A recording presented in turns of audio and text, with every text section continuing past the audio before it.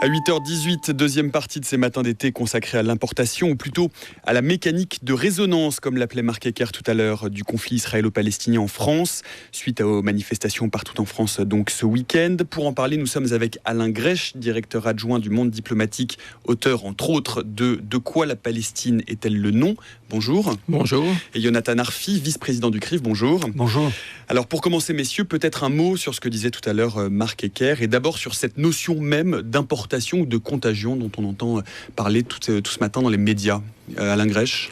Écoutez, je crois qu'il ne s'agit pas du tout d'une importation. Le conflit israélo-arabe et israélo-palestinien occupe une place très importante depuis 1967 au moins.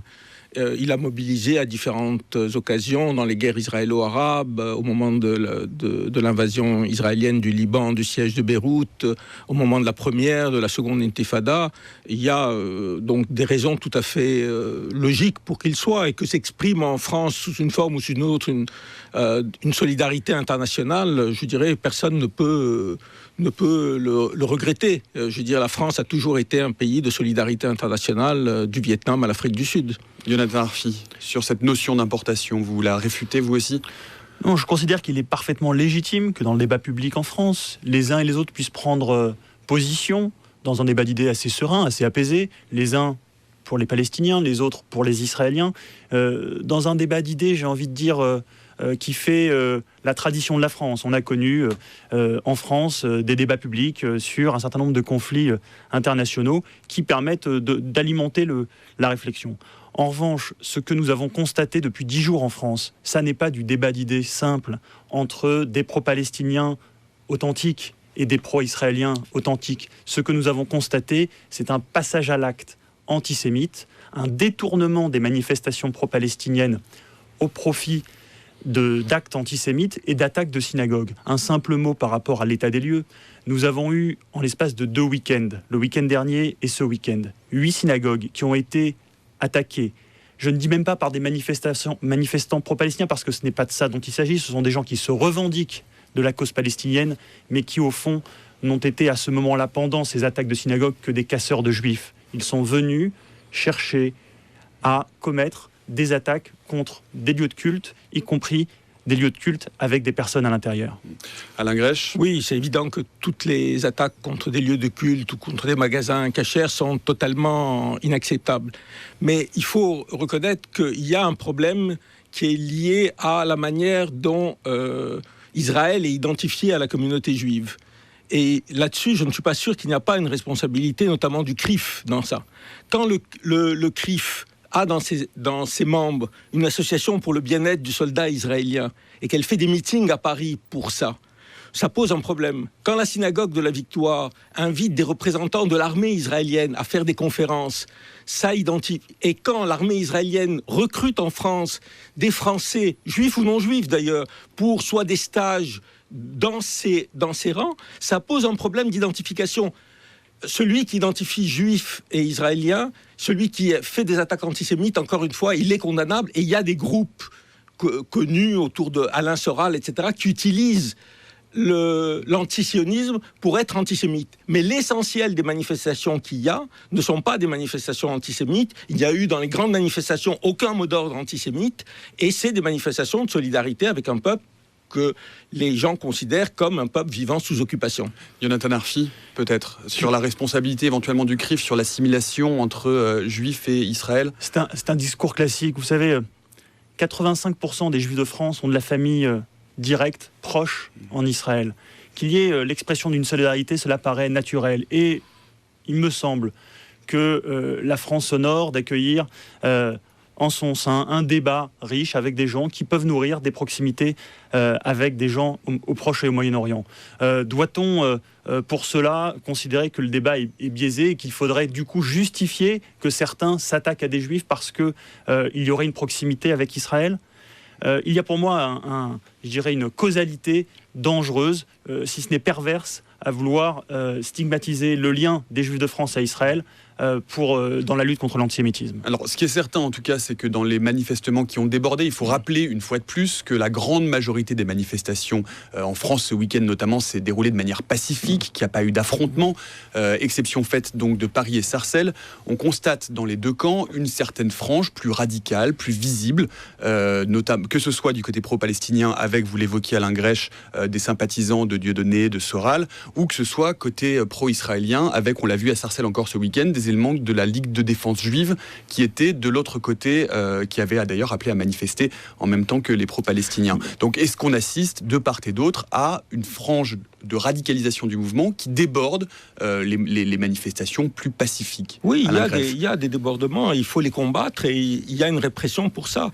Et moi, je souhaite qu'on dissolve la Ligue de défense juive, qui est une organisation fascisante, qui a été dissoute en Israël et aux États-Unis. Et le ministère de l'Intérieur et M. Valls, qui prétend défendre les libertés, dit non, nous n'allons pas la dissoudre.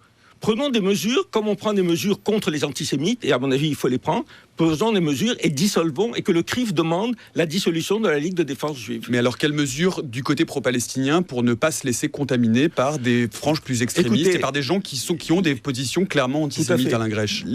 Globalement, d'abord, le mouvement en faveur de la Palestine. Je voudrais dire un mot juste sur le pro-palestinien. Moi, je ne me considère pas comme pro-palestinien. Moi, je me considère comme défenseur du droit international. Mais les mouvements qui défendent ça, ont tous condamné Dieudonné, ont condamné Soral, ont condamné les appels à la manifestation, essayent, quand il y a des manifestations, de mettre ces gens de côté. On aimerait que la Ligue de défense juive, encore une fois, soit vraiment dissoute. Je pense que ça serait une bonne chose pour tout le monde, et ça serait une bonne chose, je pense, pour la communauté juive. Jonathan Arfi. Oui.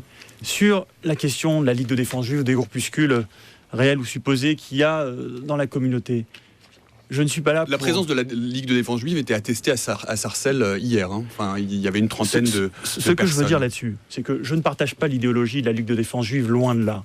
Mais ce que je sais, c'est que nous n'avons pas vu, dans les incidents qu'il y a eu en France depuis 10 jours, des groupes de juifs attaquer une mosquée, comme cela a été le cas à l'inverse, où nous avons vu des gens se revendiquant de la cause pro-palestinienne, qu'elle soit, que leur engagement soit réel ou supposé, attaquer 8 synagogues en 2 week-ends. Comprenez bien qu'il y a un renvoi dos à dos dans votre question, une symétrie qui, moi, me dérange, parce qu'elle fait l'économie de rentrer, j'allais dire, dans le détail et de voir la réalité des choses sur le terrain. Sur le terrain, il y a un amalgame qui se fait dans les manifestations pro-palestiniennes, malheureusement, entre des pro-palestiniens, j'allais dire authentiques, sincères, légitimes, et à côté de ça, des mouvements beaucoup plus radicaux, beaucoup plus violents, qui instrumentalisent la cause palestinienne. Je veux penser là au mouvement autour de Dieudonné et d'Alain Soral d'une part, et à des mouvements liés à des mouvances islamistes d'autre part. Cet amalgame-là produit de la confusion, et je n'ai pas entendu des dénonciations fortes des dérives antisémites de ces manifestations. Marc Ecker nous disait tout à l'heure qu'a priori, souvent, la majeure partie des associations pro-palestiniennes mettent de côté, et comme le rappelait Alain Grèche, néanmoins la question se pose quand même de la contagion de ces idées à l'intérieur des mouvements plus pacifistes, Alain Grèche. Vous savez quel est le meilleur moyen de combattre ça ? C'est la participation de l'Union juive française progressiste, de l'UJFP, l'Union juive française pour la paix, qui est dans toutes les manifestations avec des banderoles, les juifs pour la paix. Et c'est pour ça que je disais, moi je n'aime pas cette idée que les musulmans c'est normal qu'ils soient solidaires des Palestiniens et les juifs des Israéliens. Non, c'est pas. Il y a un certain nombre de principes qui sont des principes universels. Et en France, où on se réclame de ces principes universels, il faut les appeler. Et je regrette à tous les moments, le mouvement de solidarité avec la Palestine a condamné les dérives antisémites. Et un dernier mot, c'est vrai qu'il y a eu des attaques contre les synagogues, même si samedi, il y a 8 jours, il n'y a pas eu d'attaque contre la synagogue de rue de la Roquette. Le rabbin de la synagogue a dit qu'il n'y avait jamais eu d'attaque contre la synagogue, mais il y a eu des attaques, et il faut les condamner. Mais je voudrais quand même rappeler que la forme de racisme essentielle aujourd'hui en France, parce qu'elle est reproduite, parce que c'est un racisme d'État, c'est l'islamophobie. C'est quand vous appelez Mohamed que vous n'avez pas accès, que vous pouvez être refusé pour un travail ou un logement. Il y a une forme d'antisémitisme, mais elle n'est pas un antisémitisme aucun parti politique ne la porte, aucun média ne la porte, alors que l'islamophobie, elle est portée par tout le monde. J'aimerais qu'on dise un mot, parce qu'il nous reste pas énormément de temps, j'aimerais qu'on dise un mot tout de même sur la position des pouvoirs publics et l'interdiction des manifestations qui, à chaque fois, en tout cas ce week-end, a donné lieu à des débordements. Est-ce qu'il faut ou non interdire les manifestations, les rassemblements pro-palestiniens dans les endroits sensibles, Yonatan Arfi? Oui, avant d'entrer sur cette question, je voulais tout de même dire un mot sur la question du racisme et de l'antisémitisme. Je considère qu'on ne peut pas classer la haine des autres, que ce soit le racisme ou l'antisémitisme, en disant l'un serait plus important que l'autre. Loin de là. Je fais partie de ceux qui sont engagés sur le terrain dans le camp antiraciste depuis 15 ans, militant pour qu'on trouve en France des solutions qui permettent à chacun de trouver sa place pleinement dans la société française. Alors effectivement, aujourd'hui, quand on est arabe, noir en France, eh bien, on est souvent victime de préjugés et de discrimination à l'emploi, au logement, aux loisirs. Mais ce que je sais également, c'est que l'antisémitisme se traduit, lui, non pas par de la discrimination, mais par des actes violents, c'est-à-dire des agressions physiques contre des personnes ou des lieux de culte. Ce sont deux réalités distinctes. Effacer l'une ne permet pas de traiter l'autre et inversement. Sur la question d'interdiction, il faut bien avoir conscience que nous sommes face à une situation complexe, que les pouvoirs publics ont voulu aborder au cas par cas. Il n'y a pas eu d'interdiction systématique des manifestations pro-palestiniennes. La meilleure preuve, c'est que des manifestations ont pu avoir lieu dans une dizaine de villes de France, notamment ce week-end et le week-end dernier, à Toulouse, à Lyon, à Strasbourg et ailleurs. Ce que les pouvoirs publics ont fait en revanche, c'est qu'ils ont interdit les manifestations qui présentaient un risque réel de trouble à l'ordre public, c'est-à-dire d'agression contre des juifs. Alain Grèche. Je ne crois pas du tout que ça a été le cas. Je pense que, en plus... À Sarcelles, encore une fois, il y avait deux manifestations, une pro-palestinienne et la LDJ qui avait appelé la Ligue des Défenses juifs. Les organisateurs étaient prêts à discuter des parcours, à éviter tout, et que ça n'a pas été accepté. Et que le gouvernement a un discours qui est irresponsable, parce qu'il apparaît réellement comme défenseur d'une communauté et accusant une autre communauté. Manuel Valls, qui a déclaré un jour qu'il est lié éternellement à la communauté juive à Israël, comment vous voulez que ce type de déclaration soit perçu dans des populations qui subissent les discriminations?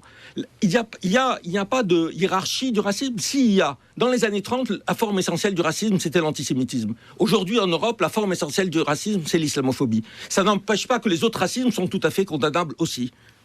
Alain Grèche, Yonatan Arfi, merci beaucoup d'avoir accepté notre invitation dans les matins d'été. Dans quelques instants, dernière partie des matins d'été.